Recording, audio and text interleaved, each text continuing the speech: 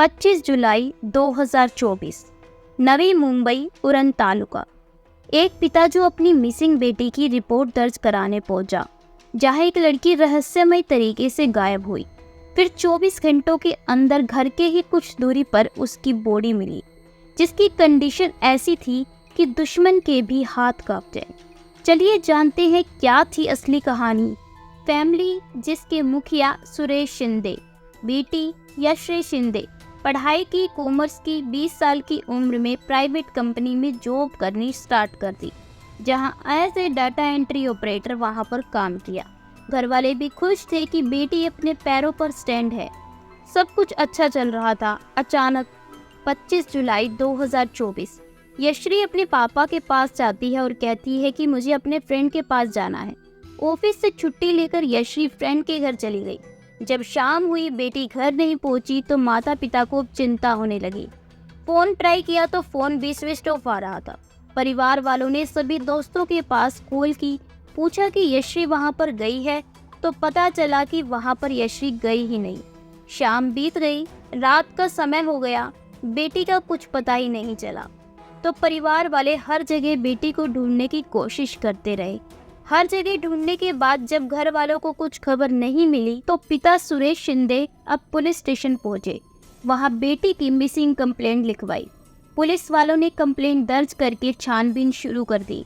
अगले दिन सुबह यानी कि 26 जुलाई 2024 पास का एक इलाका है कोट नाका, वहीं पर एक पेट्रोल पंप है। उस पेट्रोल पंप से पुलिस स्टेशन में कॉल आती है, जिसमें बताया जाता है कि वहां पर एक डेड बॉडी पड़ी है। पुलिस वहां पहुंची और जो पुलिस वालों ने देखा, शायद वो उन्होंने अपने इतने साल के करियर में कभी नहीं देखा होगा। बॉडी एक लड़की की थी, जहां चेहरे को बुरी तरीके से कुचला हुआ था और चेहरे के मांस को कुत्ते नोच रहे थे। कंधे का मांस कुत्तों ने खाकर खत्म कर दिया था। प्राइवेट पार्ट बुरी तरीके से कुचला हुआ था।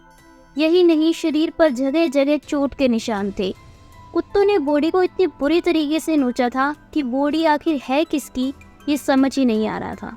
बॉडी को पोस्टमार्टम के लिए भेज दिया जाता है। तभी मिसिंग कंप्लेंट, जो कि यश्री की थी, पुलिस वालों ने यश्री के पिता के भाई को बुलाया।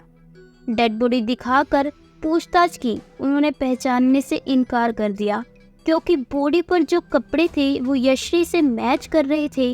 तो माता पिता को बुलाया गया।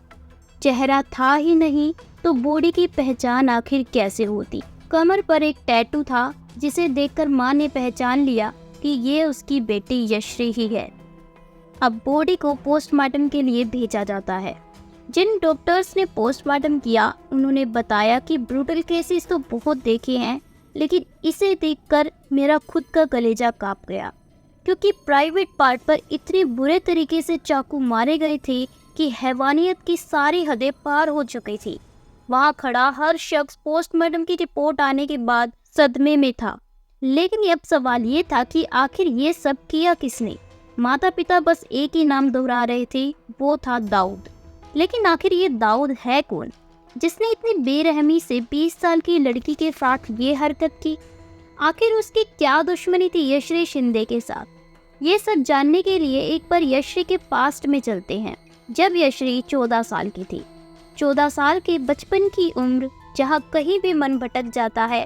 पड़ोस में एक लड़का आया जिसका नाम था दाऊद, जो कर्नाटका के बेंगलुरु का रहने वाला था। वहाँ ड्राइविंग के लिए गया था। दोनों आपस में मिले तो दोनों के बीच बातचीत शुरू हो गई और फिर रिलेशनशिप में दोस्ती बदल गई। 14 साल की बच्ची, जिसे दुनियादारी का कुछ पता ही नहीं, वो दाऊद की बातों में फंसती चली गई। दाऊद यश्री को अपनी बातों में फंसाता है, कहता है कि वो उससे प्यार करता है और उससे शादी करेगा। शादी का झांसा देकर यश्री के साथ संबंध बनाता है। इस बात की खबर पेरेंट्स को लग जाती है। जब यश्री के पिता को पता चला तो उन्होंने पुलिस स्टेशन पर दाऊद की रिपोर्ट लिखवा दी।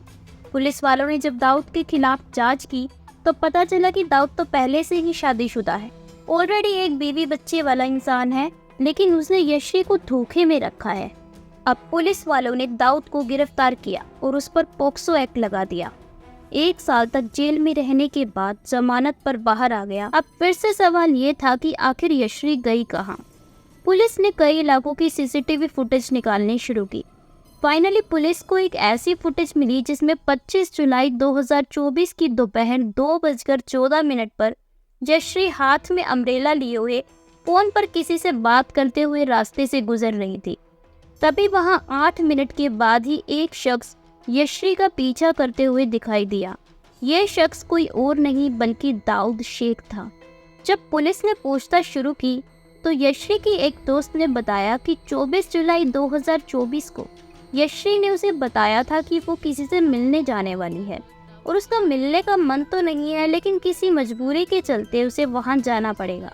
अब पुलिस ने कॉल डिटेल्स खंगाली। कॉल रिकॉर्ड्स में 2 नंबर सामने आए। एक नंबर दाऊद शेख का तो दूसरा नंबर किसी मोहसिन के नाम पर था। अब केस एक लव ट्रायंगल नजर आने लगा था। मोहसिन को पुलिस ने हिरासत में लिया और पूछताछ करनी शुरू की। मोहसिन और दाऊद दोस्त हैं। कभी कभी दाऊद मोहसिन के फोन से फोन करके यश्री को बता दिया करता था या उससे बात किया करता था। बाकी जितनी भी सारी इन्फॉर्मेशन थी वो मोहसिन ने पुलिस वालों को दाऊद के बारे में बता दी थी। अब पुलिस वाले दाऊद को ढूंढना शुरू करते हैं। तो ये तो साफ हो गया कि मामला लव ट्रायंगल का नहीं था। अब सवाल ये था कि दाऊद आखिर गया कहाँ। पुलिस की 8 टीम दाऊद की खोज के लिए निकल पड़ी।